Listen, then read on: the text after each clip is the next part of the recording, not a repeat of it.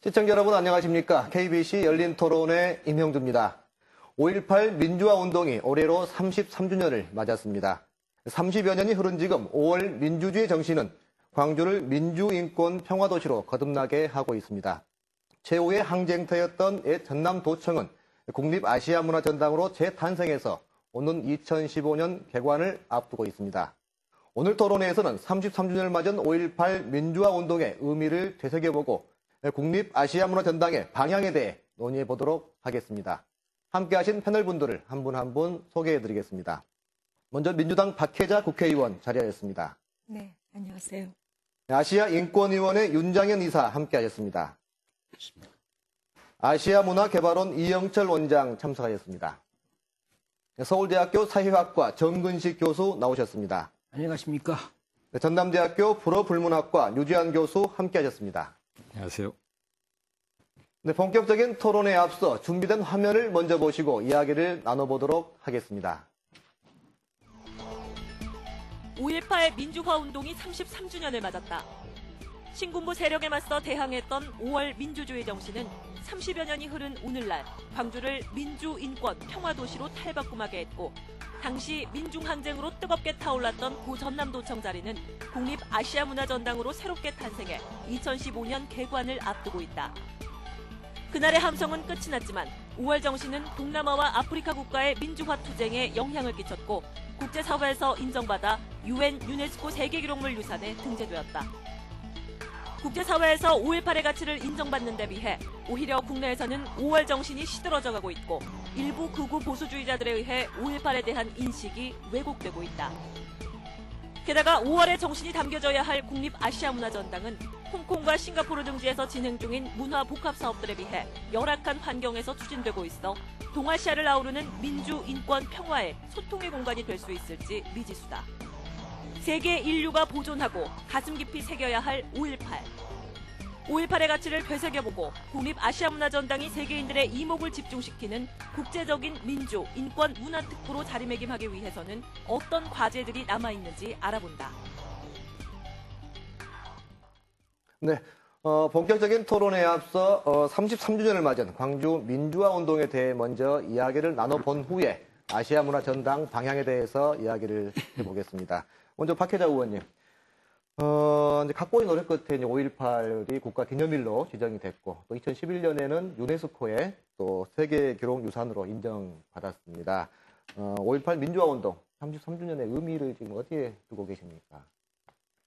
네, 먼저 말씀드리기 앞서서 우리 5월 민주화 운동에 정말 가족분들 또 유공자분들께 정말 제가 감사의 말씀 또 격려의 말씀부터 드리고요. 또 5월 영령들께도 이 자리를 빌어서 정말 명복을 빕니다.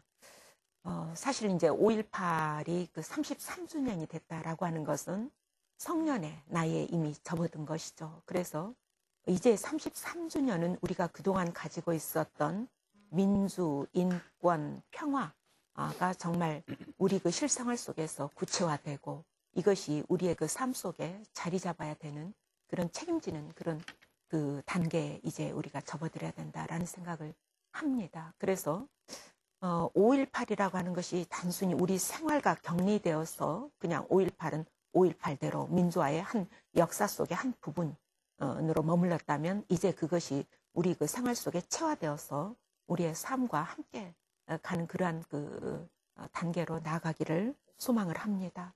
어찌됐든 저는 그 33년 전에 그 5월의 광주가 우리 그 대한민국의 그 역사의 물줄기를 그간의 모든 그 억압과 또 우리가 그 경제에만 매몰되었던 우리의 그 가치관을 어찌됐든 새로운 세계로 그 전환하는 그러한 그 계기가 되었었고 이것이 또다시 지금 최근에 우리가 그 경제민주화라고 하는 그런 그 측면에서도 다시금 새롭게 우리가 그 조명해야 되는 그런 그 단계를 맞고 있다 생각을 합니다. 네, 이 자리는 또 우리 서울대학교 정근식 교수님 함께하고 계십니다.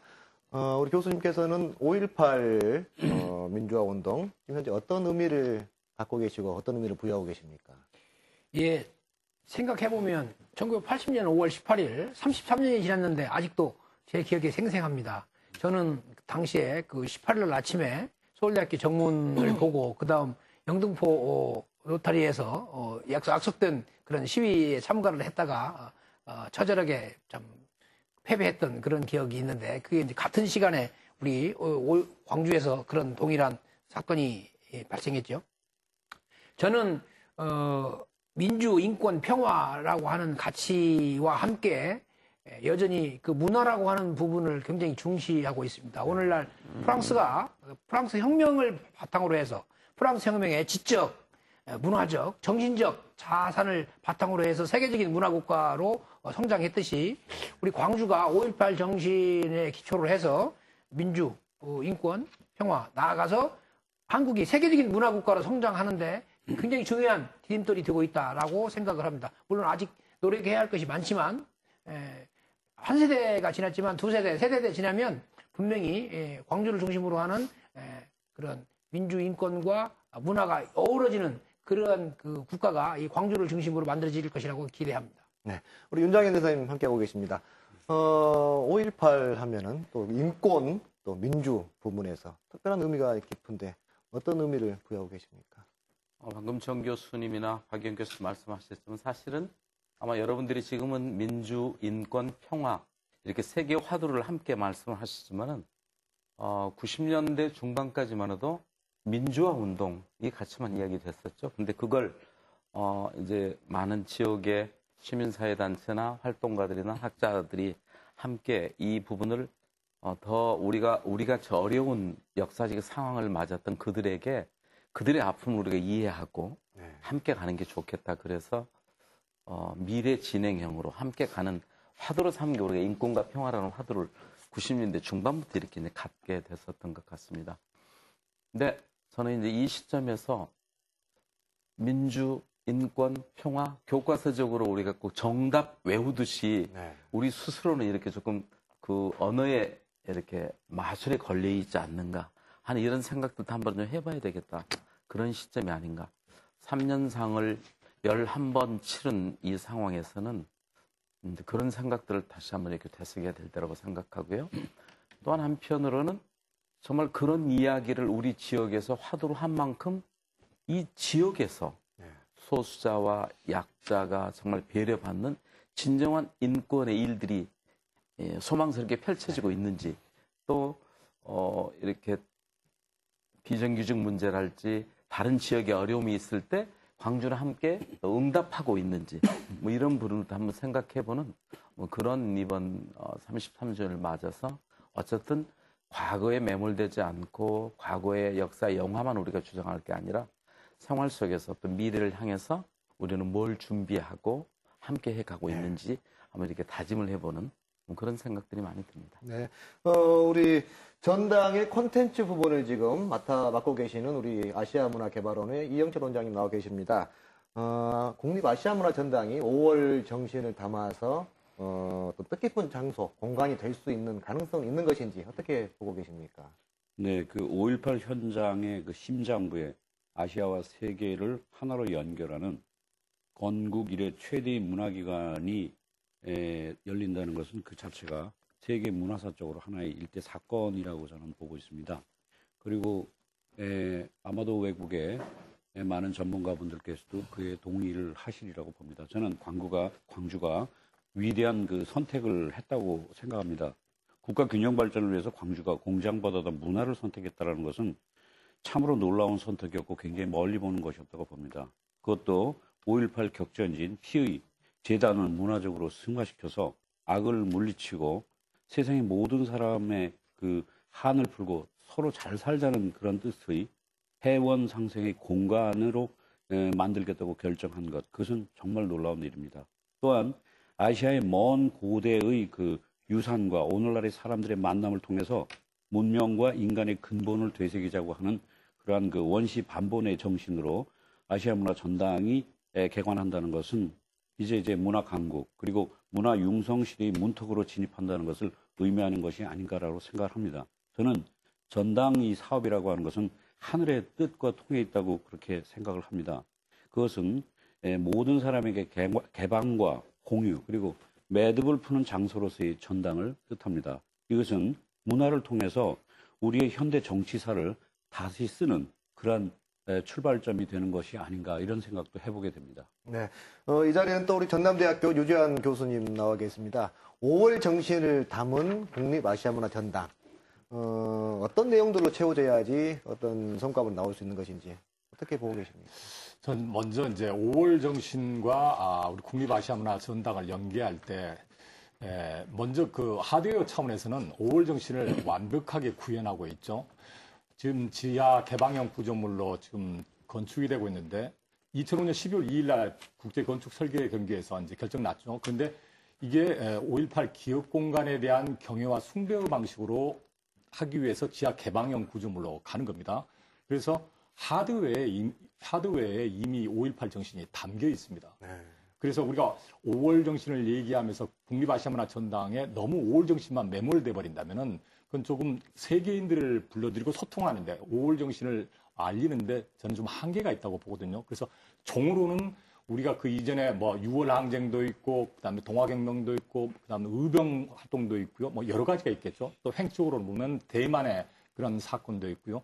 국가 폭력에 시달렸던 그런 수많은 사건들까지 있으니까 다 함께 얘기할 수 있는 좀 더 큰 그런 쪽으로 변화를 모색하는 게 좋지 않을까 그런 생각이 듭니다. 네. 우리 정근식 교수님 보시기에는 5.18 민주화 운동 이후에 어떤 인권 신장 부분이 상당히 좀 이렇게 향상됐는지 어떤 미진한 부분이 많은 것 같습니다. 그리고 외부에서 특히 해외에서 5.18 보는 시각이 어떻게 느껴지는지 말씀 좀 해주십시오. 제가 생각하기에는 그 인권의 각도에서 5.18을 평가를 한다면 5.18을 매개로 해서 한국의 인권 담론이 처음으로 제대로 시작된 것 같습니다. 네. 그리고 그 인권 담론이 실제로 이제 우리 윤장인 원장님께서 말씀하셨지만 현실을 지배하는 어떤 생활의 원리로 착근하는 데는 아직도 좀 더 많은 시간이 지금 필요한 거고요. 이제 그런 맥락에서 보면 광주의 인권도시 선언, 인권헌장과 인권도시 선언이 한국의 그 도시들을 인권도시로 끌어가는 일종의 그 기관차 역할을 하고 있다. 그렇지만 현실적으로 보면 여전히 이제 아까 말씀드린 대로 그 정치적인 벽, 보수와 진보로 나눠져 있는 이분법적인 그런 현실적인 벽에 부딪혀서 그것이 충분히 스며들지는 못하고 있지만 하여튼 전체적으로 보면 한국 사회를 인권의 담론으로 끌어가고 동시에 아까 이영철 원장님께서 말씀하셨지만 아시아의 여러 나라의 그 현실에 비추어 볼 때 역시 광주가 그런 그 에너지를 모아서 끌어가는 그런 일종의 증기기관차 역할을 하고 있다라고 저는 평가를 합니다. 네. 우리 윤장현 이사장님 보시기에는 어떻습니까? 사실 이제 그 흐름이 크게 왔었죠. 한국 사회 전체를. 그래서 그 힘이 국가인권이라는 것도 이렇게 만들게 됐고, 또 아까 이제 문학적으로 말씀드린다면 사실 광주 5월 항쟁을 통해서 군부 독재가 퇴진되고 권위주의 체제가 해체됨으로 해서 표현의 자유, 사상의 자유가 아주 급신장되면서 한류 또는 이런 K-팝 이런 것들이 사실은 그런 문화, 그런 역사적인 토양 속에서 저는 가능했다고 봅니다. 저도 그런 생각을 가볍게는 갖고 있었는데, 태국에도 5월 학생 항쟁이 있었어요. 거기 갔었는데, 그 태국의 네이션지라는 그 영문 신문사 기자가 저에게 그랬어요. 왜 한국 이상하다. 한국 이 한류의 원류는 광주 5월인데 왜 그걸 누가 이야기하는 사람들이 없더라. 뭐 그래서 저도 아주 충격을 받았었는데요. 근데 그럼에도 불구하고 이 전 MB 정부의 등장으로부터 시작해서 정 교수도 말씀하셨듯이 뭐 이렇게 자꾸 이념적으로 진보와 보수를 이분법적으로 나눈다 할지 권위주의 체제. 그래서 사실은 저도 아시아 인권위원회 일을 하고 있습니다만은 유엔 인권위원회에서는 한국의 인권위의 등급을 B로 이렇게 낮췄죠. A에서 B로 낮추는 그런 안타까움이 있지만 어쨌든 여러분들이 말씀 속에서 녹아 있듯이 이게 생활 속에서 자꾸 이렇게 그 언어적 파도로서만 아니고 생활 속에서 안고 가고, 그리고 이게 5월이 지금 문화 말씀도 하셨지만 5월이 문화를 잉태한 또 이 피를 통해서 얻어낸 역사의 우리의 소중한 산물이기 때문에 이게 토양이 돼야지 5월이 자꾸 이걸 감싸려고 하면 안 되겠다는 그런 생각들은 다시 한번 조금 확인하고, 그 속에서 진정한 인권의 향상이라는 것은 국가폭력이나 국가공권력으로부터 보호되는 것도 있고 경제적 약자로부터 일탈되는 과정들도 있지만 사실은 문화적 향유권 이런 부분에 삶 속에까지 스며들 때 모든 것이 결국은 권력이나 문화나 경제가 이런 게 생명 중심 이렇게 가는 광주의 원초적인 그런 가치들이 더 살아났으면 하는 바람이 큽니다. 우리 이영철 원장님 보시기에는 5.18 정신이 우리 국립아시아문화전당의 밑바닥에 깔리는 것처럼 프랑스 대혁명 이후 프랑스라든가 어떤 후세의 노력에 의해서 어떤 기념관이 건립된다든가 아니면 무형문화재로 재탄생한다든가 뭐 그런 사례들이 외국에 있는지 궁금합니다. 예, 사실은 근대화 과정이라고 하는 것은 상당히 서구와 비서구 사이에 엄청나게 많은 갈등과 위계와 착취와 많은 문제를 안고 있지 않습니까? 사실은 근대는 재난의 시기였습니다. 그래서 근대 시기를 거치면서 이 비서구의 많은 도시들, 국가들이 피폐해졌는데 그런 것을 기념하고 상징화하기 위해서 문화기관들이 만들어지는 예는 아주 많습니다. 가장 많이 알려진 곳, 유대인, 베를린에 있는 유대인 박물관 같은 거를 예를 들 수도 있고 또 광주 비엔날레도 사실은 그거에 바탕에서 만들어진 것인데 독일에 이제 카셀이라고 하는 곳을 가면은 5년마다 열리는 도큐멘트 행사가 있습니다. 그것이 이제 미술 행사 중엔 최대 행사인데요.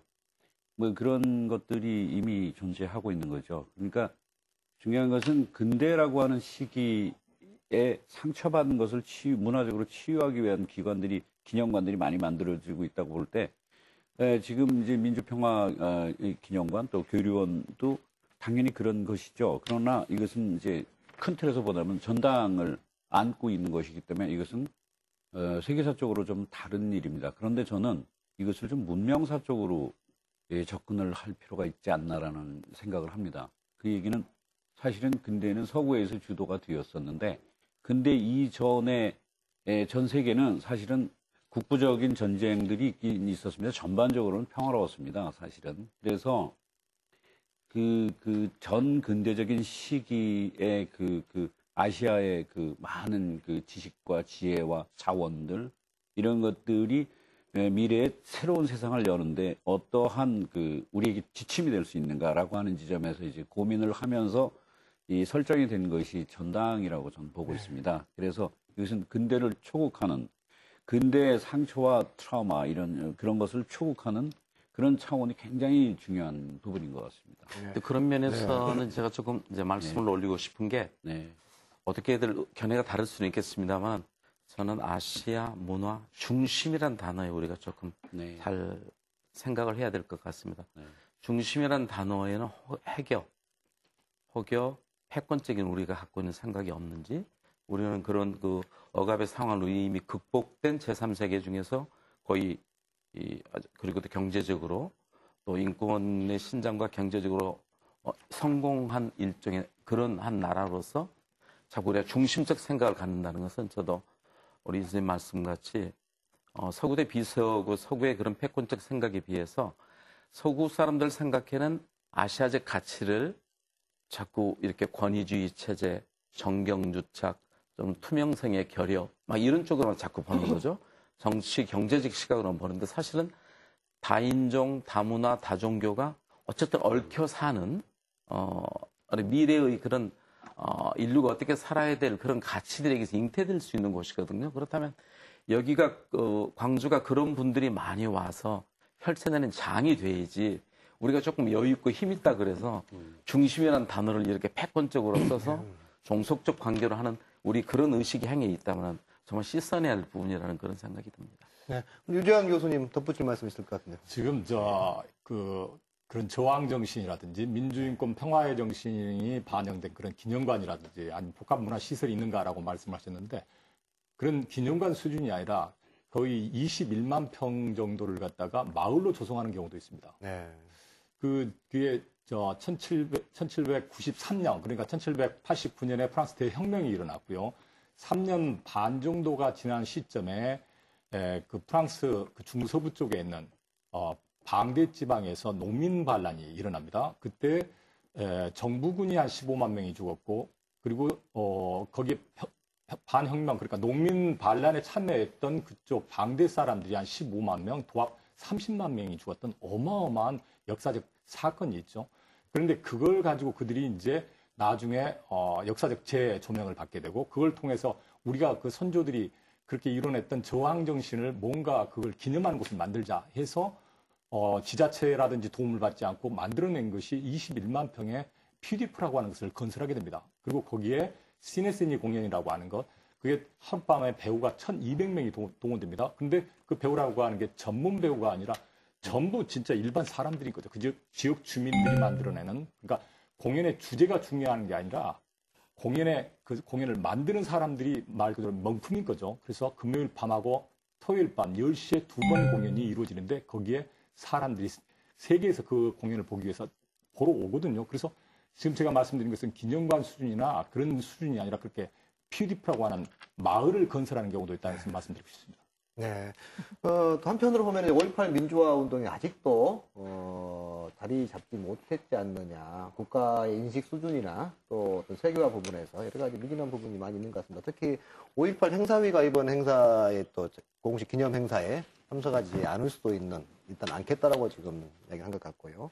박 회장님 보시기에 정치권 분위기라든가 그리고 현재 5.18 어떤 민주화 운동 33주년인데 자리가 잡혀가고 있는 것인지 어떻게 보고 계십니까? 근데 이제 그 말씀에 답하기 전에 바로 이제 조금 전에 뭐 교수님이랑 여러 그 토론자분들께서 이제 문화적인 우리가 그 측면을 많이 말씀을 하셨어요. 그런데 저는 그래도 그 5.18이 우리한테 정말 얼마만큼 자리 잡았나 이걸 보기 위해서는 그런 이제 우리가 앞으로 문화적인 가치로서 또 활용해야 되고 그렇기는 하지만 우리가 그 5.18 당시에 우리 그 광주 시민들이 그 보였던 그 헌신성 또 뭐 자치라든가 공동체 정신 이거는 뭐 세계적으로 어떻게 보면 시민 정신의 그 발달사에서 중요한 그 계기이기 때문에 그런 측면은 여전히 우리가 그 뭐 소홀히 할 수 없는 그런 그 측면이고요. 그 바탕 위에서 우리가 그 문화와의 그 접목도 그 필요하다 생각을 합니다.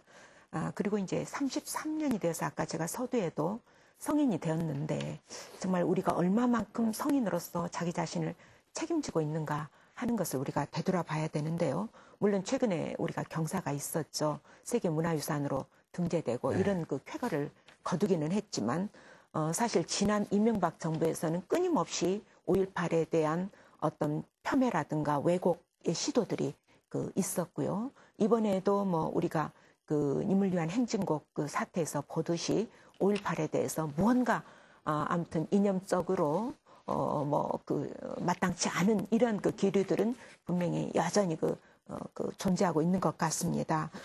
그리고 이제 우리 그 광주 시민들 그 입장에서도 어찌 보면 생활 속으로 5.18을 그 체화시키기보다는 5.18을 하나의 그냥 역사적인 우리의 그 뭐 아까 말씀하셨듯이 하나의 우리가 그 가졌던 트라우마로 그냥 그 자꾸 치유하고 그냥 끝내려고 하는 그런 그게 우리 스스로한테 그 있는 것은 아닌가 하는 그런 그 반성도 그 해보고요. 저는 이제 그런 생각을 해요. 우리 5.18이 결국 그 4.19 혁명과 마찬가지로 우리 민주사회의 정말 역사적인 사건임에도 불구하고 우리가 4.19에 대해서는 어느 누구도 이를 다는 사람들이 그 없습니다. 그러나 뭐 최근에 경기도의 그 교과서에서도 나타났듯이 5.18에 대한 그 서술은 여러 가지 다르게 그 좀 해석이 되는 부분들이 분명히 그 있고 그런 시도들이 항상 그 간헐적으로 있어 와서 사실 저 입장에서 봤을 때 편치 않은 부분들이 그 있습니다. 또 그 우리가 뭐 역사적으로 보면 그 5.18이 끝나지 않았다라고 하는 게 우리가 2010년에 튀니지에서부터 그 쭉 그 중동에 그 봄이 있었던 제스민 혁명에서부터 시작해서 중동의 그 봄에서 우리가 그 보게 되면 5.18이 공간적으로 여전히 정말 그 확산될 수 있는 그런 그 부분들이 있고 또 저는 그것이 결국 그 중동에까지도 우리 5.18이 결국은 그 근원적으로 영향을 미쳤다라고 하는 그런 그 자리매김을 우리가 소홀히 한 거 아닌가. 그래서 역사 교육이라든가 또 우리 스스로의 그 생활 속에서 우리가 받아들이는 그런 그 의식구조상의 문제를 더 우리가 신경 써야 된다 이렇게 생각을 하고 있습니다. 네, 우리 정근식 교수님은 어떻게 보고 계신지 궁금합니다. 저는 그 5.18 정신이 지금 현재 어디에 와 있는가 이제 이런 질문에 대해서 세계화라고 하는 맥락하고 전국화라고 하는 맥락이 있겠죠. 그 사실은 80년 5.18이 끝나면서 바로 곧바로 세계화와 전국화 명제가 나왔는데요. 지금 생각해보면 세계화에 비해서 전국화가 좀 더 잘 안 된 것 같은 생각이 들어요. 우리가 어떻게 보면 서울이나 또는 영남 지방이나 또는 다른 지역을 우회해서 세계화를 한 거 아닌가. 그래서 비교적 아시아에서 5.18이 널리 알려지고 그러한 그것은 성공적이었는데 정작 전국화 부분이 좀 약했다. 제가 생각하기에는 광주가 제주 4.3 문제를 풀어가는 데는 결정적인 자극이 되었고 지원이 됐습니다. 근데 반대로 우리나라의 그 정치적 지형, 이 보수주의와 진보주의 간의 그런 이분적 틀 속에 갇혀가지고 상대적으로는 그 보수주의의 그 근거지 주민들은 아직도 그 5.18에 대한 그 진실을 믿지 않거나 믿으려고 하지 않는 그런 현상이 분명히 존재하고요. 그렇게 생각해보면 지난 30년간의 우리 5.18 5월 운동의 역사에서 전국화에 관한 부분을 좀 더 냉철하게 평가를 하고 반성을 할 필요가 있다. 그래서 저는 상대적으로 이제 그 2000년 당시에 부마항쟁과 광주 그리고 제주도가 역사적인 어떤 그 연대를 해야 한다라고 주장을 한 적이 있었는데 제 생각에는 그 틀조차도 사실은 대구라고 하는 우리나라의 중요한 정치적 이 근거지 중에 하나 도시잖아요. 그런 부분에 대해서 우리가 너무 생각을 못했다. 그래서 앞으로 광주의 중요한 그 전국화의 그 방향이랄까 이런 것들은 좀 더 그 부분을 쌓아앉는 좀 더 그 지역의 문제들을 좀 더 많이 우리가 보고 좀 더 그 지역에서 활동하는 분들과 같이 협동하고 협력하고 하는 그런 프로그램들이 좀 있으면 좋겠다라고 하는 생각을 하고 있습니다. 네. 이사장님 어떻게 보고 계십니까? 94년으로 기억되는 그때 전두환, 노태우 전직 대통령의 기소 촉구 운동이 붙었을 때 공소시효가 지났다고 안 된다는 그런 논리였죠. 그래서 저희들이 반인륜 행위와 과거 청산이라는 그런 화두를 가지고 방금 정 교수님 말씀하셨듯이 제주 4.3 거창 양민학살 사건 희생자, 대구 인민폭동 희생자까지 다 모셔가지고 광주 5월의 과정들 이야기하고 또 아리엔테나 5월 광장 어머니의 또 아까 이 위원장 말씀하셨던 그 유태인 홀로코스트 팀들까지 다 모셔서 세계사적으로 반인륜적인 범죄에는 공소시효가 없다. 이걸로 했던 그런 기억들이 새삼 나는데요. 그런 접근은 당연히 필요하다고 생각하고요. 그러나 또 한편으로는 우리 내부적으로 한번 다시 들여다봐야 될 필요가 있다고 생각합니다. 아직도 광주 시민이나 우리 이 지역의 주체들은 5.18 그러면 우선 분노부터 이렇게 느껴지는 거죠. 그래서 분노로서 정의를 세우려 했던 그런 역사의 시기에서 이제는 아파하고 안타까워하고 같이 나눠가는 시대로 옮겨가야 됩니다. 그래야지 가령 김진숙 씨가 그 철탑위에서 있을 때 광주는 거기서 응답했는지 쌍용자동차 노동자들이 그랬을 때 광주는 함께 했었는지 과거의 아픔, 어려움이 있을 때 더 위대한 싸움만 우위로 놓고 지금 아파하고 힘들어하는 곳에 함께 따뜻한 손길과 나눔을 가졌는지 이런 것들도 우리가 생각해야지 왜 이 진실을 모르냐 과거 것만 이렇게만 확인시키기에는 우리가 가는 미래 진행의 이 노정이 너무 길고 아까도 말씀 계셨지만 유네스코 그 기록유산 됐을 때도 마침 인연들이 닿아서 그 심사를 맡은 책임자를 사전에 저희가 이쪽에 좀 모셔올 수 있었어요, 조용히. 그래서 광주가 사실 이래 했다. 이게 가능하겠느냐 좀 봐주시오. 태국의 교수인데 그분께 그랬더니 그분은 최고의 관심이 그겁니다. 이게 한국에서 굉장히 그런 영향을 미친 것은 한국의 국보로 되는 것은 있는데 이게 아시아나 다른 세계에 어떤 영향을 미쳤냐는 그런 게 있는지를 봐야 되겠다는 거거든요.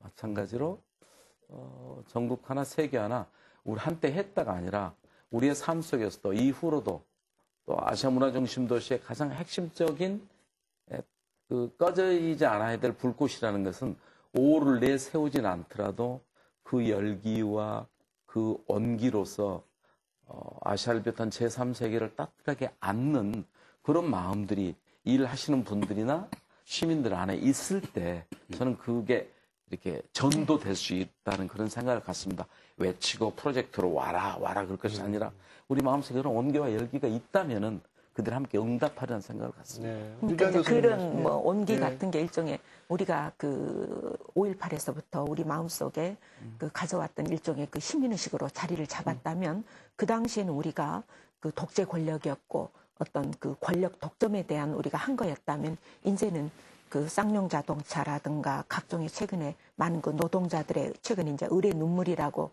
표현이 됩니다만은 어떤 경제적인 독점, 경제적인 권력에 대한 일종의 이제는 그 변화의 그 파라다임이 분명히 그 필요한 것이고요. 그래서 저는 광주의 5월이 여전히 계속되고 있다라는 생각을 그런 측면에서 최근에 많이 하게 됩니다. 그래서 우리 사회 문제가 이제 정치적인 그 이슈 중심, 정치적인 그 견제에서 이제 경제 권력에 대한 견제로 넘어왔고 그것이야말로 우리 5.18에서 90년대 아까 그 뭐 민주에서 이제 인권으로 바뀌었다라고 하는 그런 이념을 그 제대로 우리가 그 실천할 수 있는 거 아닌가 그런 생각을 합니다. 네, 유정 교수님. 지금 말씀. 보면 5월 정신의 전국화와 세계화를 위해서는 5월을 가지고 광주가 정치 도시가 되어서는 안 됩니다. 네. 이제 문화 도시가 돼야 되거든요.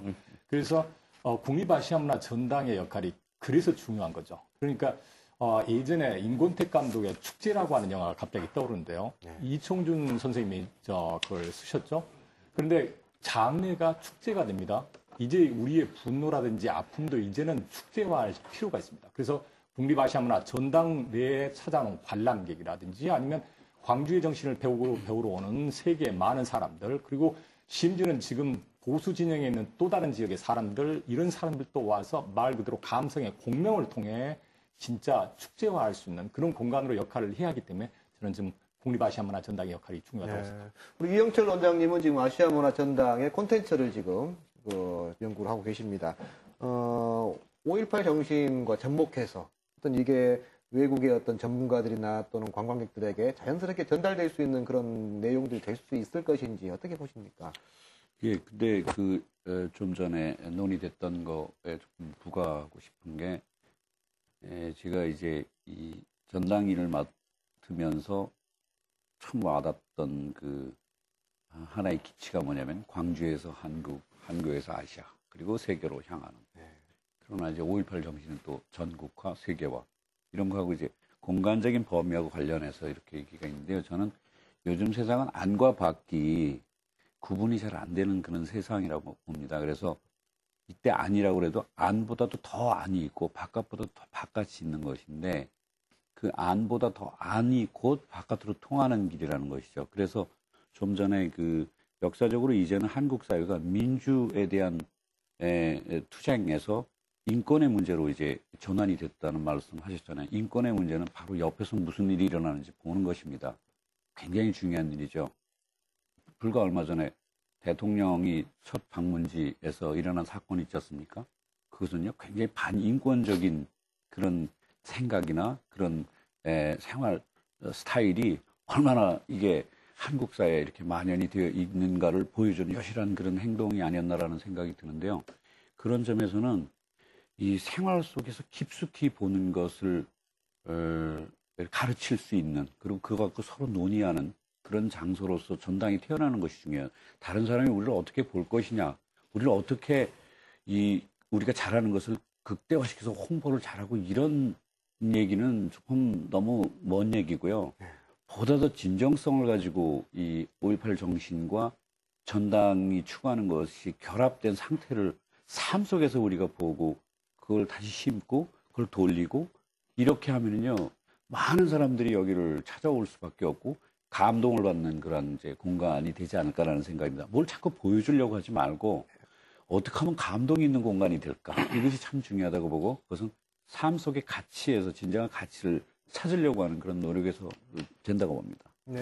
전당 콘텐츠에 대해서 우리 이사님. 아니, 그러면 네. 시민들께서는 굉장히 궁금하고 모르고 있어요. 네. 소통 하도인데, 네. 저만 하더라도 아시아문화전당 그게 그 주민 공청회가 안 돼서 국가 정책으로 예산이 확장 안 됐던 시기에 제가 뭐 전체 토론을, 공청회 토론을 맡아서 그걸 이렇게 그 노무현 정부 마지막 시절에 했던 그런 기억이 나는데 저조차도 일이 어떻게 되고 있는지 모르는 거예요. 그럼 일반 시민들은 정말 모르실 거예요. 그래서 아마 이 자리에 제가 청을 드린다면 추진위원장님 계시고 조성위원장님 계시고 추진단장님 계시고 문화 콘텐츠 개발원장님 계시고 근데 시민들도 야 이게 어떤 조직이지? 광주시는 또 뭐가 있지? 굉장히 혼란스럽기도 하고요. 그래서 정말 주간 일기예보 하듯이 월간으로라도 지금 아시아문화중심도 저 부분은 어디서 어디까지 이렇게 돼 있고 이번에 국회에서 박혜자 의원이 예산을 많이 따왔습니다. 그래서 이게 됐습니다. 할지 무엇이 또는 콘텐츠는 외국 학자들이 어디서 뭘 했습니다. 이렇게 쭉 이렇게 앞으로 어려울 겁니다 하는 이런 게 시민들하고 소통하는 게 정말 맞습니다. 있어야 됩니다. 저도 그래도 저 밖에 나가면 여론 주도층 내지 지식인이라 그러는데 저도 몰라요. 이건 굉장히 큰 문제입니다. 왜냐하면 안에서의 열기들이 없으면 마치 이것도 점령군 메시 내려와서 문화 프로젝트 이렇게 진주주의 하듯이 20년이 지난 비엔날레가 지역의 비엔날레 전시 기획 내지는 전문가 하나가 제대로 키워지지 않나 하는 의문을 아니 가질 수 없습니다. 그걸 생각하면 그걸 타산지식으로 삼는다면은 저 문화전 등 이 일들은 시민들과 소통하고 교류하는 일부터 돼야지 아시아하고 소통하지 내용을 모르고 있다니까요. 굉장히 큰 문제입니다. 네. 그리고 정근식 교수님 서울에서 멀리 오셨는데 서울서는 서울에서 느끼게 국립 아시아 문화전당 이게 국립인지 지역인지 지금 혼동스럽기도 하고 예. 교수님 어떻게 보십니까? 제가 2003년도에 처음 출발할 때 그 TF 일을 팀으로 보셨죠? 1년간 일을 아, 했습니다. 예. 이제 뭐 여러 가지 사정으로 그 이후에는 이제 별로 참여를 못 했는데 말 그대로 우리 윤장인 원장님 말씀하신 대로 저도 요즘 어떻게 돌아가나 한 번도 이 이야기를 듣거나 이야기 의견을 발언할 수 있는 그런 장이 없었습니다. 생각해보면 그 하드웨어 건설 당시에 근데 심각한 논쟁이 있었고 그 논쟁이 가져온 부정적 효과 같은 것이 분명히 존재하는 것 같아요. 그리고 그 서울이나 또는 다른 지역에서도 이 어떤 핵심적인 그 논쟁의 장소랄까 네. 새로운 아젠다를 만들어내는 그런 것을 좀 상실했습니다. 그래서 빨리 저는 다시 그 담론 생산의 중심지로 또는 격렬한 논쟁의 장소로 이게 변해야만이 된다. 그 의견이 다른 것은 문제가 없어요. 문제는 뭐냐면 개방적인 소통을 통해서 뭔가 새롭게 만들어내야 하는데 그런 그 기능이 현저하게 지금 줄어들었다. 이런 생각이 듭니다. 저는 기본적으로는 작년에 그 아시아 광주 인권 헌장을 만들 때 세계 여러 나라의 이른바 인권 박물관, 인권의 장소를 방문을 해봤습니다. 아주 잔잔한 그런 감동들이 있지요. 광주 경우에 다른 지역에서 또는 외국에서 왔을 때 어디가 그런 감동의 장소가 되는가에 대해서 약간 회의적입니다. 우리 비엔날레도 그렇고요. 그 다음에 이제 우리 아시아 문화의 전당도 그렇고요. 지금 단계에 오면 정말로 우리가 수평적 소통에 충실했는가? 우리 중심으로 뭔가 끌고 가려고 하지 않았는가? 어떻게 하면 아시아인들, 세계인들이 이른바 세계 시민들이 또는 세계의 예술을 사랑하는 사람들이 자발적으로 여기를 와서 같이 교류하고 또 우리가 그 사람들과 기꺼이 같이 가는 그런 것을 만들 것인가에 대한 근본적인 성찰이 2013년에 새로 시작되어야만이 2015년 아니면 16년에 개관을 한다 하더라도 그것이 어느 정도 많이가 되지 지금 같은 상황으로 가면 국가적으로 볼 때 예산을 많이 들어가는데 별로 정치적으로 별 의미가 없는 또는 역사적으로 별 의미가 없는 그런 장소로 전락하지 않을까 굉장히 참 걱정이 많습니다. 네, 그래서 원장님 이제 우려의 목소리가 지금 많이 나왔습니다. 지금 추진 과정들 또 절차가 남아 있죠. 지금 어떻게 되고 있는 겁니까? 일단은 저 건물은 한국에서 제일 큰 건물 아닙니까? 문화기관으로서는. 그러니까 너무 크게 지어놓으니까 그걸 채워야 되는 강박증에 또 시달리고 있어요. 그러다 보면 이렇게 섬세한 사고를 못하게 되고, 저희 문화 프로젝트라는 건 사실은 정신적인 뼈대가 있고, 그 다음에 섬세한 정서로 접근을 해야 됩니다. 근데 지금 이제 그게 물리적으로 양이 워낙 크다 보니까 그거에 대한 강박이 있는데, 현재 콘텐츠에 대한 초안은 지금 나와 있고요. 쉽게 말씀을 드리면은, 앵글이 잡힌 겁니다. 그리고 그 앵글을 국내외적으로 이제 전문가들에게 논의할 수 있는 논리를 저희가 좀 세웠습니다. 그 다음에는 그 안에 들어갈 정말로 많은 것들은 사실은 국내외 많은 분들하고 함께 해야 되고, 물론 이제 광주 시민들과 함께 해야 되고요. 그게 이제서 시작이 된 것입니다. 네. 그동안은 발표할 수 있는 게 별로 없었어요. 그래서 이제부터 시작이고, 그것을 해낼 수 있는 기초적인 그 자금을 좀 마련했습니다. 옆에 계신 박혜자 의원님께서 노력을 해주셔서 박 의원께서 매우 중요한 그런 저희가 재원을 좀 갖게 됐습니다. 자금이라는 건 근데 어떤 이제 자금을 저는 조금 이제 네. 제가 말씀을 좀 드리겠습니다.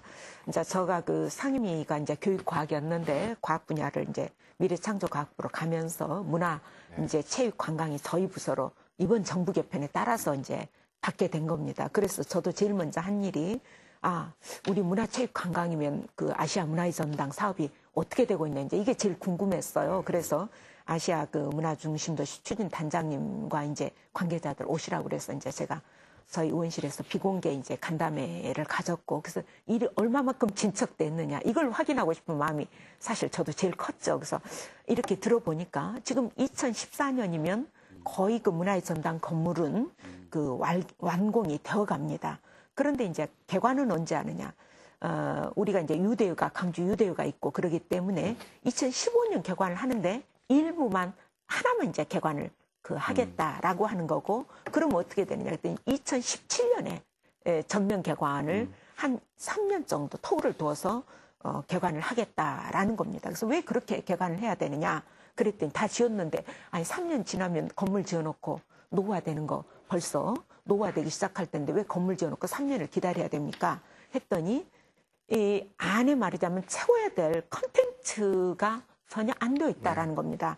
지금 우리 원장님께서 말씀하신 것처럼 컨텐츠에 대한 초안은 계획들은 제가 보니까 뭐 용역비를 어마어마하게 썼어요. 그래서 뭐 용역을 통해서 컨텐츠에 대한 그 논의는 많이 뭐 보고서 형태로 나와 있습니다. 그런데 이 컨텐츠를 뭐 논의만 하는 게 아니라 실제 제작을 하고 집어넣어야 되는데 이 작업이 안 되어 있는 거죠. 전혀 안 되어 있습니다. 그래서 사실은 개관을 못 하는 겁니다. 그리고 이제 그 추진단 쪽에서는 이것이 세계적으로도 건물을 지어놓고 운영의 그 노하우를 익히는데 한 2년의 기간이 필요하다라는 얘기를 합니다. 그러나 여전히 문제가 되는 것은 콘텐츠를 채우는데 한 2,500 정도의 그 예산이 필요하다고 해요. 그런데 2,500억이요? 예, 2,500억이 필요하다고 합니다. 제가 이제 정부 측 보고를 받기에는. 그럼 2,500억이 지금 어떻게 돼 있냐? 그랬더니 올해 처음으로 그 콘텐츠 예산이 본 예산에 71억 세워져 있습니다. 그게 이제 첫 71억이에요. 그러면 2,500억을 그러면 제 생각에는 2015년까지 어떻게 2,500억을 투자를 합니까? 그럼 내년부터는 한 1,000억씩 뭐 세워줄 겁니까?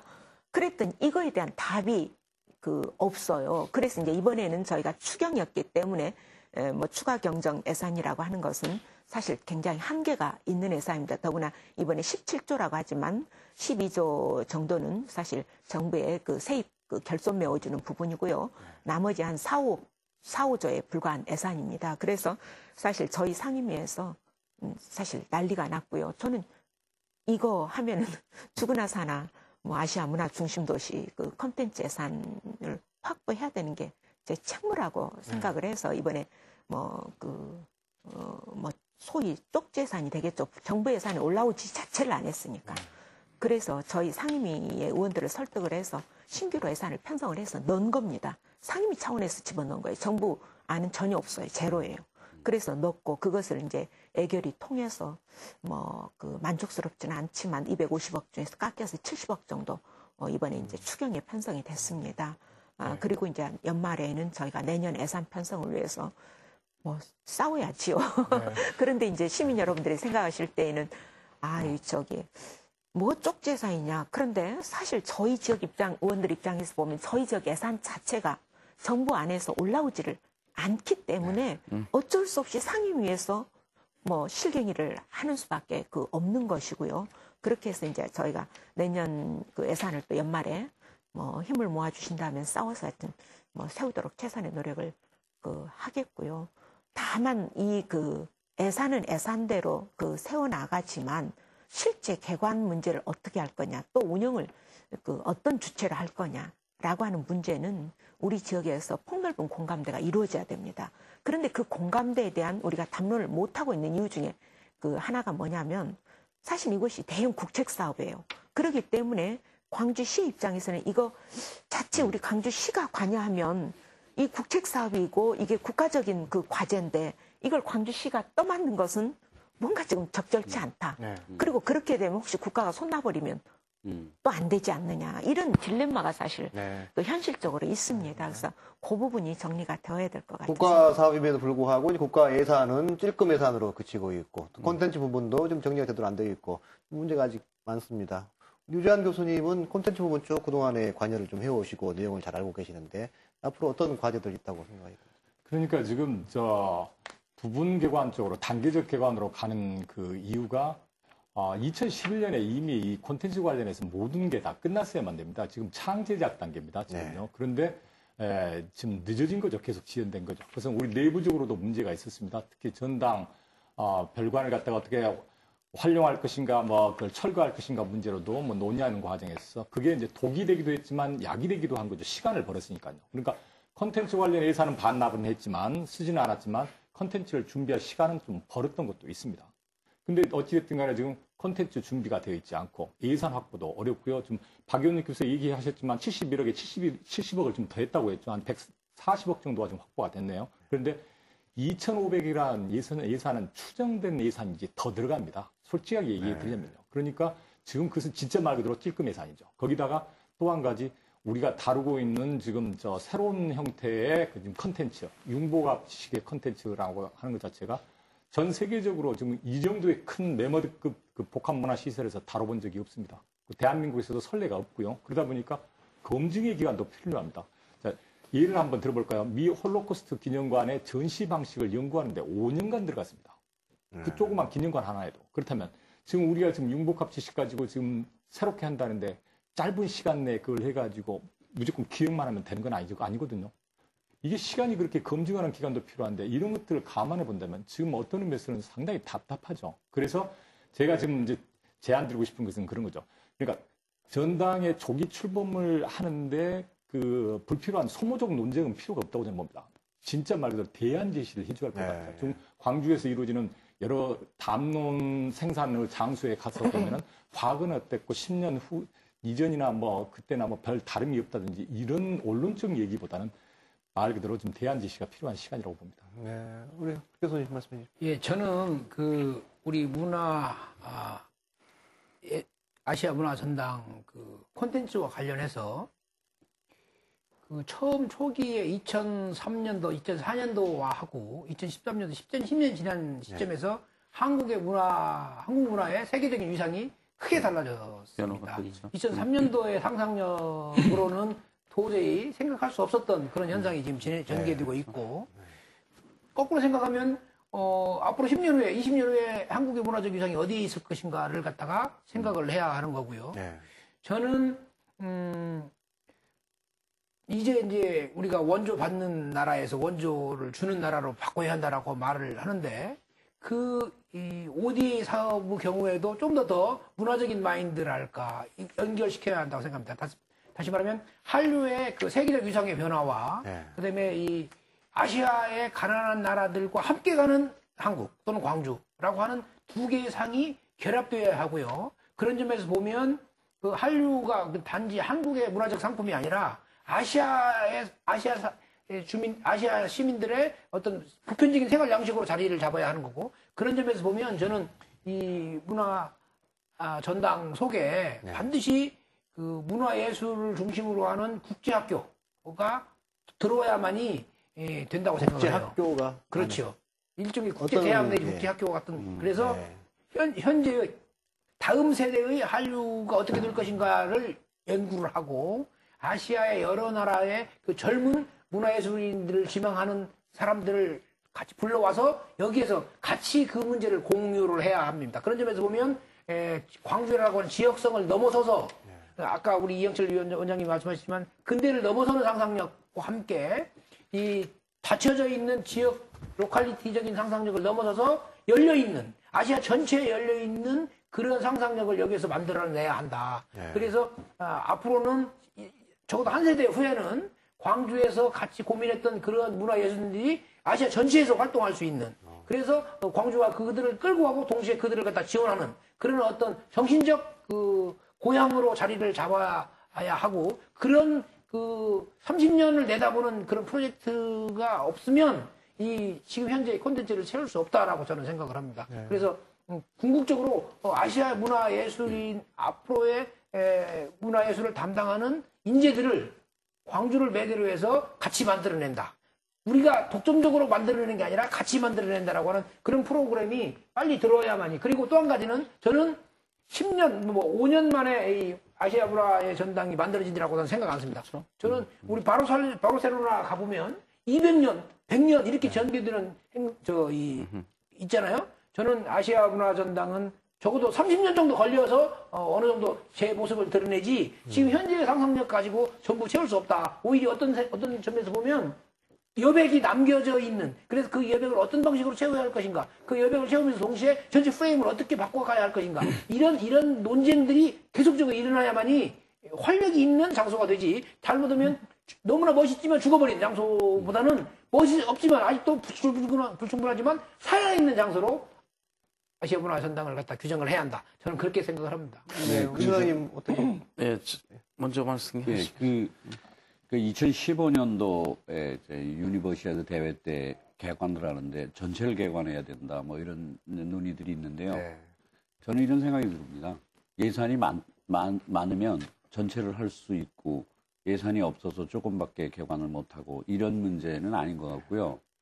예산이 많더라도 사실은 천천히 좋은 거를 천천히 잘 하는 것이 참 중요하다고 보거든요. 왜냐하면 저희하고 이제 상대적인 평가를 할 수 있는 그런 도시들이 있습니다. 뭐 싱가포르, 홍콩, 또 베를린에 유사한 큰 프로젝트들이 있는데 공통적인 것은 어마어마한 콜렉션을 가지고 있어요. 우리는 콜렉션이 하나도 없습니다. 콜렉션 다 돈이에요. 그럼 뒤늦게 그 콜렉션을 수집해가지고 그걸 채워넣기 시작하느냐, 그건 늦습니다. 그러니까 근대적인 방식으로 이 사다리 타기 방식으로는 선진국에 도달을 못합니다. 왜냐하면 지난 100년 동안에 선진국에 들어간 나라가 일본하고 아일랜드라고 그러는데 저희는 이제 중진국까지 오면서 지금 뭐 선진국 문턱이 있다고 얘기가 합니다. 거기까지는 좋은 나라들을 벤치마킹하면서 됐습니다. 근데 선진국으로 들어갈 때는요, 우리가 주도를 해야 돼요. 뭔가 새로운 걸 창조해내야 됩니다. 그래서 그럴 때는 과거의 그 성공이 실패의 어머니가 될 수 있다는 것이죠. 거꾸로 생각해야 됩니다. 그렇다면 많은 약점을 지니고 있음에도 불구하고 선진국으로 가는 문턱에서 성공을 해낼 수 있는 전당 프로젝트가 되려면은 지금부터 10년, 20년 정도는 미리 예측할 수 있어야 되는데 다행스럽게도 선진국에서는 10년, 20년을 내다보는 정말 선진적 프로젝트들이 선진국들에서 이루어지고 있습니다. 우리는 그 사고 패러다임이나 관점 이동을 정확하게 짚어내야 되는 거고, 다행스러운 것은 이 아시아의 그 고대 중세의 그 문화 자원들, 그리고 또 근대의 그 아픔, 이런 거를 담아내는 문화 공간이 전 세계에 없어요. 그거를 해낼 수 있다는 것은 굉장한 자랑입니다. 그래서. 근데 원장님, 저기 이제 이 그 아시아 문화 중심 도시와 관련해서 왜 저희가 이제 저희 지역 의원들이나 저희 광주 시민들이 자꾸 왜 이렇게 진척을 못하느냐라고 질책하는 것은 그것이 정말 훌륭한 대형 사업이 되기 위해서 시간이 필요하다. 이런 차원에서 우리가 이해를 하는 게 아니라 정말 그간에 우리가 보여왔듯이 느껴왔던 것은 아시아 문화 중심 도시 어쩔 수 없이 이건 뭐 참여정부 때 했지만 이거를 해야 되는 아직도 그 정부의 그 의지가 사실 그 미약한 거죠. 맞습니다. 그러다 보니까 자꾸 이거 광주 사업으로 국책 사업임에도 불구하고 광주의 어떤 지역 사업으로 자꾸 치부해서 뭐 이렇게 가급적 떠들지 않으면 뭐 하지 않으면 손 안 대려고 자꾸 이제 미루는 정부의 의지에 대한 우리가 확신이 없기 때문에 그러는 것이고, 만약에 정부가 정말 의지를 갖고 이 문제를 10년, 20년 아까 우리 정 교수님 말씀하셨던 것처럼 우리의 그 국가, 우리 대한민국의 문화의 중심지로 여기를 정말 아시아 문화 전당으로 키워야 되겠다라고 하는 의지를 우리가 확신할 수 있다면 우리 광주 시민들이 기다리지 못할 이유가 없는 것이죠. 그러나 그런 정부의 지금까지의 그 행태가 그런 의지를 저희가 확인할 수 없었고 또 모든 예산에 대해서도 정말 마지못해서 정부 예산이 전혀 올라오지 않는 것 자체가 그 사실은 저는 그 황당하거든요. 이게 어떻게 국책 사업인데 왜 우리가 해야 되느냐?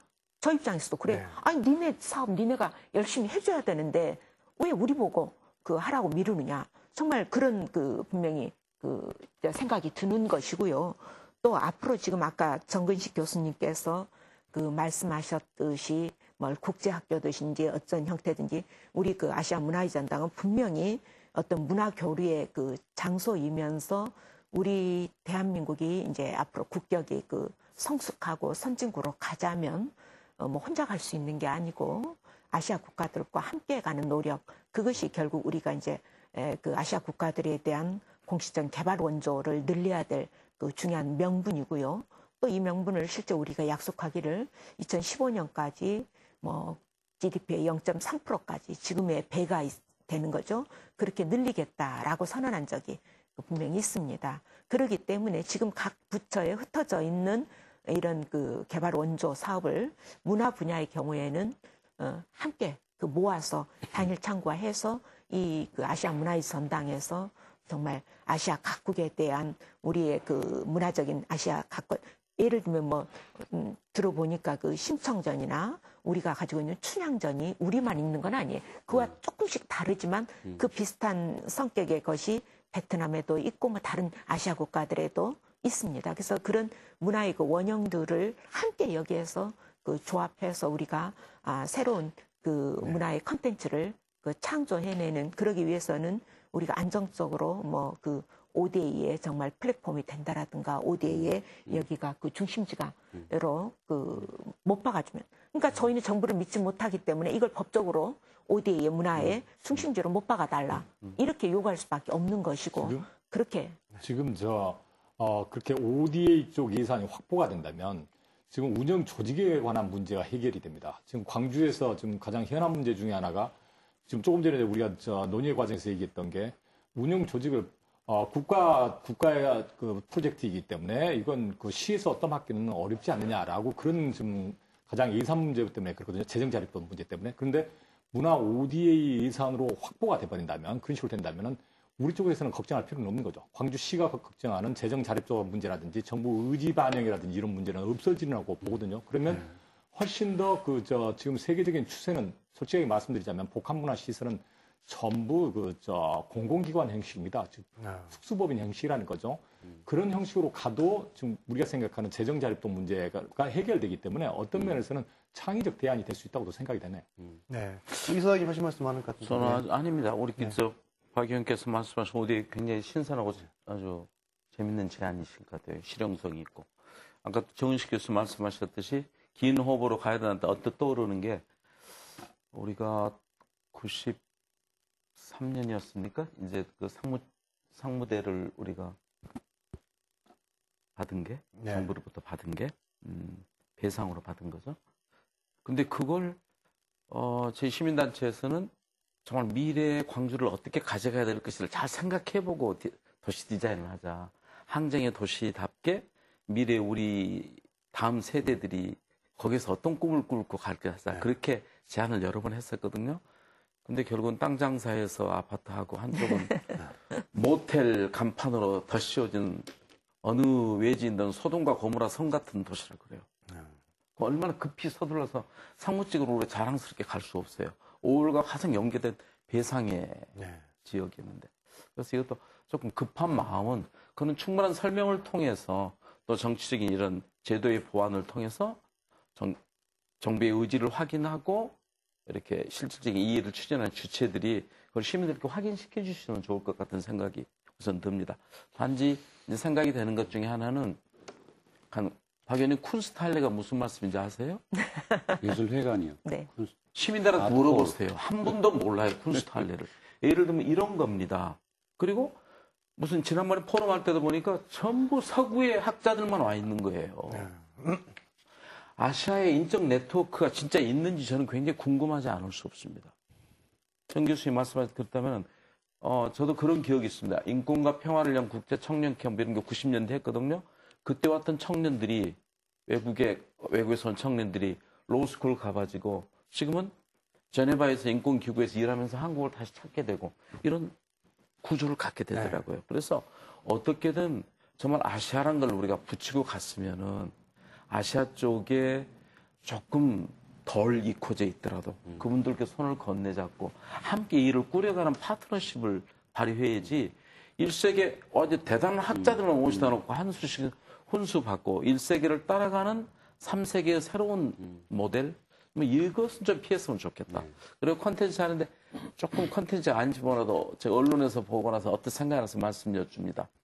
전남 도청 간판이 지금 목포에 갔는 전라남도 어디 수고장에 있대요. 이건 아니거든요. 당시 다 지켜봤던 전남 도청이 그리고 그걸 다 지켜봤던 지금 도우에 그전에 상공회에서 건물이 있었던 그 자리 앞에 있었던 그 큰 회나무 있었죠. 그 앞에 있었던 시계탑이 없어졌대요. 5호를 다 지켜봤던 시계탑이. 저는 그런 것부터도 이렇게 가볍게 여기지 말고 가는 것이 그래서 콘텐츠 강갑도 하지 뭐 3D 찾고 봉준갑 찾고 그러면 괜히 학자들 쓰면 아시는데 시민들은 이것이 우리하고 이렇게 가까이 오는지 이런 체감이 조금 아쉽다는 말씀드립니다. 원장님 어떻게 보십니까? 황금 이사님 지나가신 말씀에 대해서.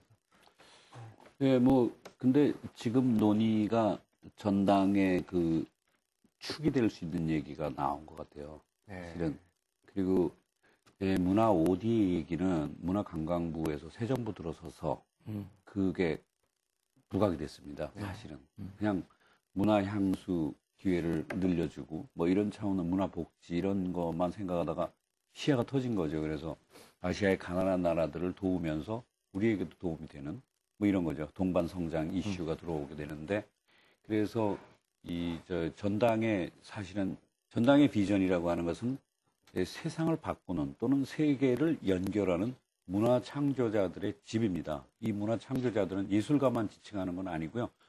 세상을 바꾸려고 노력하는 많은 분들의 집이에요, 이게. 그리고 첫 번째 목표가 동반 성장인데 거기서 문화 ODA를 축으로 하는 국제적인 어떤 문화 협력 기구로서 전당이 되는 것입니다. 그런데 사실은 우리도 살기 힘든데 우리가 뭘 자꾸 퍼줘야 되느냐 그런 문제가 또 이슈가 있을 수 있습니다. 거기서 굉장히 중요한 건 창의적인 지식 생산으로서의 문화기관입니다. 왜냐하면 문화기관이라고 하는 것이 미래 사회, 미래 세계를 에서 하나의 패자가 아니라 강자가 될 수 있는 창의적인 지식을 갖는다라고 하는 것은 너무나 중요한 일이거든요. 그래서 그러한 내용하고 그 문화적인 협력 기구로서 커가는 거하고 그 다음에 아주 중요한 것은 정근식 교수님이 말씀해 주신 그 인재 양성 부분입니다. 국제적인 문화 협력 학교를 만든다는 건 매우 중요합니다. 왜냐하면은 지금 하도 모든 것이 빨리 변하기 때문에 이 대학이나 이 학교 초중등학교에서 커버를 못 해줘요. 그래서 이것은 평생 교육의 현장이 돼야 됩니다. 그래서 이런 부분들이 다 함께 어우러지면서 집이 지금 형태는 대충 나왔습니다. 그래서 그 세부적인 것들은요, 어떻게 보면은 이 시민과 전문가들 많은 분들이 채워가는 겁니다. 왜 각자 분들이 이 경험지라고 하는 걸 갖고 있거든요. 아직 학술적 차원에서 검증되지 않은 많은 훌륭한 것이 있습니다. 그리고 아시아에는 그런 지식의 보고입니다. 그러한 경험의 보고이고 이런 것을 넣는 방식으로 전당이 된다면은 5년, 10년, 20년 가면 갈수록 아주 훌륭한 기관이 될 거라고 이제 이렇게 생각을 하고 있습니다. 한마디만 좀 부탁드리겠습니다. 지금 우리가 이제 문화 ODA라고 해서 이제 원조란 표현을 우리 자체적으로 쓰는데 상대 국가에서는 대단히 불쾌한 얘기거든요. 그래서 지금 우리가 전당 컨텐츠 종합계획에 대해서 논의하는 과정에서 제가 느낀 것은 무엇을 채울 것인가만 얘기를 했지 누가 어떻게 채울 것인가는 얘기하지 않았어요. 그러니까 지금 원조 이 ODA도 이 누가에 포함되는 거죠. 누가가 우리가 중심이 아니라는 거죠. 지금 이게 초지역적, 초국가적 프로젝트인데 우리가 이걸 채우려고 한다면, 그러니까 광주가 중심이 되고 대한민국이 중심이 돼서 이걸 채우려고 한다면 조금 전에 말씀하셨던 문화 패권주의의 시각에서 벗어날 수가 없습니다. 그러니까 누가는 아시아가죠. 그리고 어떻게는 지금 방금 원조란 표현보다는 교류입니다. 교류를 통해서 하자는 얘기죠. 이 교류라고 하는 게 반복이 되면 창조적이게 되거든요. 그러니까 그 문화의 그 자원의 원형성이라든지 가치성 이런 것들을 깨닫지 못하는 그 아직 그 자원이 없기 때문에 돈이 없기 때문에 그것을 확보한다든지 가공하지 못하는 그런 국가들을 저희가 대신해서 그런 문화 자원이라든지 컨텐츠를 받아가지고 저희 나름대로 가치 기획의도에 맞춰서 채우는 거죠. 그러니까 누가 어떻게 채울 것인가라고 하는 문제를 같이 접근하다 보면 전당의 콘텐츠 문제는 훨씬 더 수월하게 해결이 될 수가 있습니다. 그리고 그 대안으로서 제가 이제 프랑스 파리에 있는 깨브랑리 민속박물관을 제가 얘기하는 거죠. 그러니까 거기는 자기들이 가지고 있는 민속 그 품들을 갖다가 일방주의식으로 그대로 전시하는 게 아니라 해당 국가들을 아시아 국가라면 동아시아 국가들의 민속품들을 같이 받아서 그 국가들과 함께 교류를 통해서 전시를 하는 방식입니다. 그러니까 지금 우리가 지금 전당에 채울 것이 상당히 6,000평, 7,000평 정도 되는데 어떻게 채울 것인가라고 하는데 교류를 통해서 채운다면 우리가 기획 의도만 가지고 있다면 확실하게 채울 수 있다고 저는 보거든요. 네, 교수님 국제학교 제안까지 해주셨는데 또 시간을 두고 차츰차츰 채워나가야 하는 말씀 더 말씀을 어떤 저는 이제 우리가 갖고 있는 자원들이 아시아 문화의 전당만 있는 게 아니잖아요. 예를 들어서 행사로서의 비엔날레도 있고 또 뭐 5.18과 관련되는 여러 가지 시설들도 있고 공원도 있고 그렇잖아요. 그래서 어떤 부분은 국가 프로젝트로 가고 어떤 부분은 시 프로젝트로 가고 어떤 부분은 시민 프로젝트로 가는 거죠. 그것을 전체를 아우를 수 있는 게 저는 아시아 문화 전당을 그 자체로서만 볼 게 아니라 전체를 보고 어떤 부분은 과감하게 열고 어떤 부분은 우리가 딱 움켜쥐고 이런 것들을 잘 조화를 해야지 모든 것들을 갖다가 우리가 딱 움켜쥐고 또는 관이 움켜쥐고 가는 것은 그것은 반드시 시행착오와 많은 비용, 불필요한 비용이 된다고 생각합니다. 그래서 저는 하여튼 여러 가지 우리가 갖고 있는 그런 자원들을 종합적으로 판단할 수 있는 그러한 어떤 뭐랄까 그 기획력이랄까 아니면 시야랄까 이런 것들이 절실히 지금 필요한 상황이다 이렇게 생각합니다. 광주뿐 아니라 홍콩이나 싱가포르 이런 곳에서도 좀 아시아를 아우르는 문화 특구가 좀 조성 중에 있고 여러 가지로 광주의 경우에는 국립아시아문화전당이 좀 독특한 또 어떤 색채를 띄어야 되지 않느냐 뭐 그런 요구도 많이 있습니다. 원장님 보시기에 좀 어떻게 준비하고 계시고 그런 가능성이 있는지. 네, 그 뭐 홍콩이나 싱가포르는 굉장히 잘 사는 도시입니다. 그리고 콜렉터들도 아주 많고요. 그리고 이제 그 외국인도 아주 많이 찾습니다. 뭐 홍콩 같은 데는 연간 한 4천만 명이 찾는 거로 알고 있고 광주는 한 10,000여 명 되는 것 같습니다. 그리고 그 시의 그 소득 수준도 굉장히 높고요. 아주 비교가 안 돼요, 전체적으로. 그러니까 아까 말씀드린 것처럼. 그런데 우리가 해낼 수 있을까? 어떻게 해야 되나? 이런 거죠. 컬렉션도 없고. 바로 이 지점에서 이제, 물론 교류를 통해서 비어있는 공간을 채운다. 그거는 이벤트는 다 그런 것입니다, 사실은. 그렇다면 우리가 저게 멋진 그 명품 이벤트를 채우느냐. 그걸로 과연 가능하냐? 라는 문제가 있죠. 왜냐하면 지속성이 떨어지기 때문에요. 그래서 창의적인 지식이 중요한 것입니다. 왜냐하면 지금 세상이 막 바뀌고 있어요. 학교에서 그걸 바뀌는 것의 내용을 가르쳐 줄 수가 없습니다.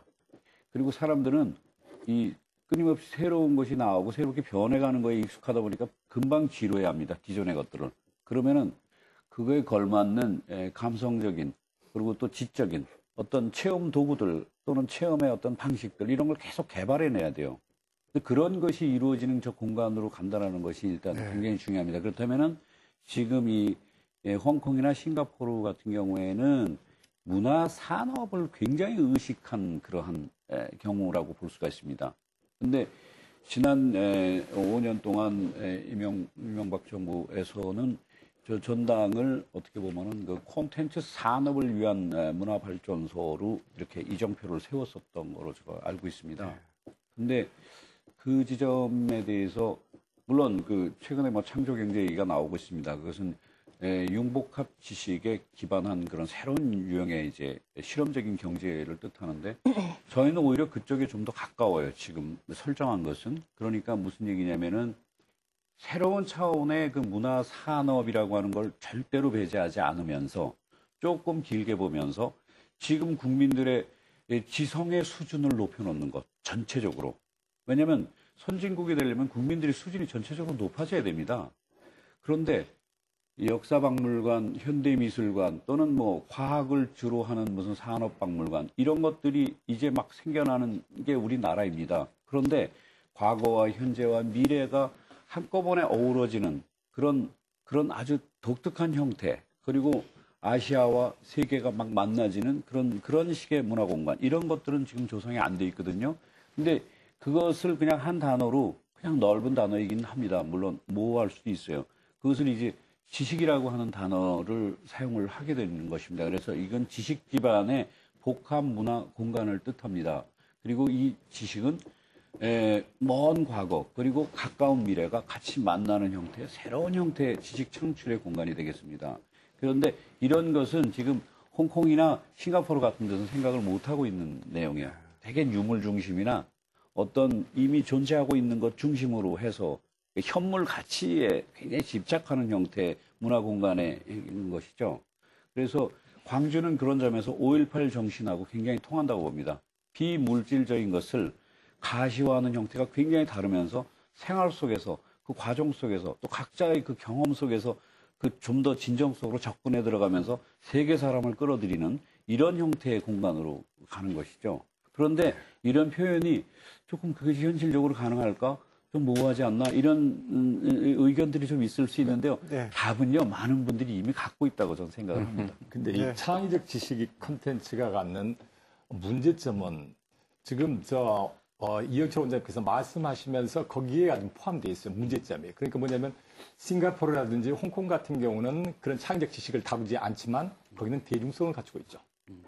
그게 이제 그러니까 우리가 지금 이 국립아시아문화전당이 융복합 지식의 콘텐츠를 바탕으로 한다면 그건 말 그대로 창의인재들이 모이는 곳입니다. 그러니까 지식 보헤미안들이 모이는 곳이라는 얘기입니다. 그러면 일반 대중들은 일반 향유자들은 그럼 어찌하라는 얘기죠? 그러니까 그 사람들이 와가지고 아주 쉽게 들어가서 이렇게 즐기고 싶은데 사람들이 왔을 때 계속 문제를 유발하거든요. 답을 착하게 제시해주는 그런 콘텐츠가 아닙니다. 계속 질문을 유발하죠. 지식 표적을 또 느낄 수 있다는 얘기입니다. 우리 현대사회에서 우리 현들이 살아가는 것은 수많은 정보 그 피로증후군에서 살아가는데 또 하나의 지식 피로증후군이 만들어질 수 있다는 얘기입니다. 그래서 저는 이 얘기를 말씀드리고 싶은 것은 대중성을 갖추면서도 그러니까 진짜 그 창의적인 지식, 융복합 지식 필요합니다. 근데 제 개인적인 의견입니다만 그게 저는 어린이 문화원이라든지 창조원 어느 한 군데로 국한되지면 좋지 않을까. 그리고 전체적으로 6,000평, 7,000평 정도 되는 것을 다 다루는 것은 그것보다는 거기에는 이제 진짜 말 그대로 많은 그 유인 효과를, 매력도를 가지고 있는 그런 또 다른 콘텐츠. 그러니까 홍콩이라든지 싱가포르 그쪽에서 하는 것들도 우리가 고려해 볼 만하겠죠. 그러니까 일반 해양자들도 배려해 주는 게 좋지 않겠나. 결국 우리의 문화 민주화, 문화 대중화라고 하는 게 그런 차원에서 접근해 볼 필요도 있다고 생각합니다. 일반 행위자도 말씀하시는데 저는 두 분들 말씀 나눈 거 들으시면서 근데 누가 맞아들이지? 그분들 오면? 이런 엉뚱한 생각이 듭니다. 그러면 문화전당 직원들이나 일하신 분들이 맞아 다 줄 수 있나? 어떻게 생각하세요? 광주 시민들이나 광주에서 작업하고 있는 여러 분야에 창작하고 작업하시는 분들은 지금 어디에 계신가? 이 큰 일 중에. 비엔날레가 시작되는데 1년에 엄청난 예산이 쓰여지는데 창작 공간 하나도 없고 작품 한두 점도 못 팔아서 생계형 어려운 전업 작가들이 이렇게 다 있는데 그 사람들은 비엔날레를 어떻게 쳐다볼까? 근데 또 이제 그러는 중에 아시아문화전당이라는 큰 게 몇 조가 들어서 하는데 우리는 갈수록 왜소해지고 누가 맞아들이고 외부에서 오는 사람들하고 누가 교류할 것인지 저는 이 의문이 계속 드는 겁니다. 아시아문화전당 진행 과정 중에서 광주 시민은 어디에 배치돼 있고 우리가 중심이 돼서 패잡다는 뜻이 아닙니다. 우리는 어떤 호스트로서 교류의 파트너로서 그리고 창작하는 여기서 작업하는 사람들은 그들이 존중받고 있지 않을 때 아시아 어느 문화예술가들이 여기가 존중받는 도시라고 찾아올 것인지 난 거기에 상당히 중요한 방점을 두고 앞으로 좀 관심을 가졌으면 좋겠습니다. 네, 보완해야 할 점이 상당히 많은 것 같습니다. 우리 교수님 보시기에 이제 개관에 앞서 지금 부분 개관을 하느냐 아니면은 뭐 전체 개관을 하느냐 논란도 있습니다만은 가장 좀 주안점을 좀 둬야 될 것, 콘텐츠든 어떤 사상이든 어떻게 보고 저는 가장 주안점을 둬야 할 것은 일단 한국의 이 문화예술인들 또는 학자들이 이 관심을 갖는 그런 장소로 어떻게 만들 수 있을 것인가. 네. 아주 뭐 구체적인 내용이 어떻게 세워져야 할지 뭐 이런 것보다는 일단은 우리가 처음 비엔날레 할 때 굉장히 관심이 많았잖아요. 비엔날레라는 형식이 처음 들어오고 도대체 이 과연 미술이냐 아니냐 뭐 이런 걸 둘러싸고 논쟁이 벌어지고 그렇듯이 미래의 이 복합문화예술 뭐의 장이 어떤 식으로 만들어져야 하는가에 관한 그런 관심을 모으는 한국 사람들뿐만 아니라 뭐 아시아 사람들 또 뭐 세계에서 여러 사람들이 그런 관심을 모으는 그런 그 작업이 어떻게 이루어질 것인가가 제 1번이라고 저는 생각을 합니다. 네. 근데 저는 이제 그런 생각을 해요. 그 아시아 문화 중심 도시가 정말 우리가 의도하는 대로 정말 자리매김하기 위해서는 아까 이제 우리 그 윤장현 이사장님께서 말씀하셨던 것처럼 우리 광주 시민들의 삶 자체가 사실 이제 상당히 좀 그 문화적인 그 삶이 돼야 되는 거고요. 기본적으로 우리 의식 구조 속에. 그래서 얼마 전에 제가 No Empty Seat 운동이라다. 그러니까 빈좌석 없애기 문화예술 공연부터. 근데 이제 당장 그것도 걱정스럽고요. 또 한 가지는 제가 이제 그 최근에 전문가들 만나서 아시아 문화전당 어떻게 해야 정말 우리 지역에 그래도 그 지역적인 경제 유발 그 효과도 있을까 그랬더니 그 관련된 연관 산업들 문화예술 쪽에도 굉장히 많다라고 해요. 그러니까 가령 그림이다라고 하면 테두리 만드는 이것도 그 캠퍼스나 뭐 이런 것도 굉장히 많다라고 합니다. 근데 그게 대부분 지금 뭐 수입에 그 의존하고 있는 구조라고 제가 들었습니다. 그래서 소위 말하자면 이 그 아시아 문화 중심 도시의 컨텐츠라든가 거기에서 운영되는 각종 그 이벤트라든가 사업과 관련된 연관 산업들이 직접화 되는 것이 분명히 여기에서 그 필요하다라는 그 얘기들을 참 많이 듣고 있습니다. 그래서 소위 말하자면 연관 산업이 집적지가 형성될 수 있는 그래야 이게 지속성이 있을 수 있고 또 그 수명이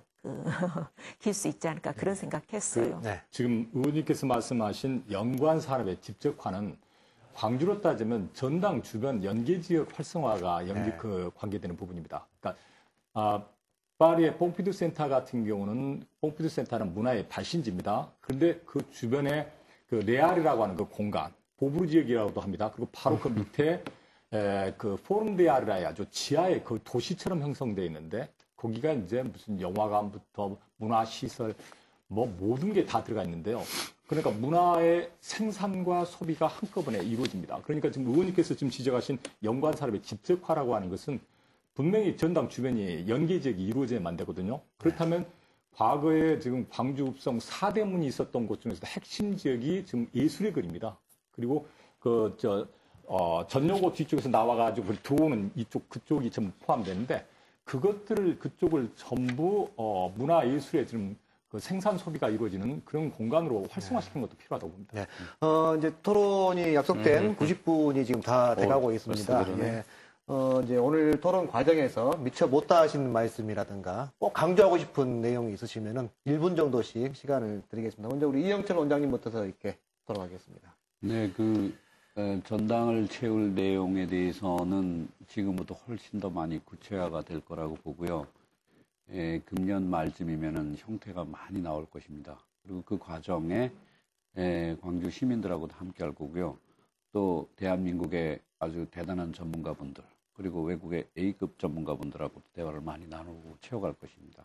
그런데 이제 방금 전에도 얘기 나왔듯이 전당 주변을 조금 이렇게 문화적으로 잘 이렇게 활용이 될 수 있는 방식으로 이렇게 좀 바뀌어져야 되는데 사실 편한 숙소가 또 너무 없어요 보니까. 그래서 이 동구에는 보니까 한 350채 정도의 빈 집들이 있더라고요. 그러면은 이런 걸 문화예술 프로젝트를 통해서 또 외국인들도 막 참여하고 함께 하면서 좀 아주 편안하게 이제 즐길 수 있는 그런 이제 공간이 더 많이 만들어져야 된다라는 것이죠.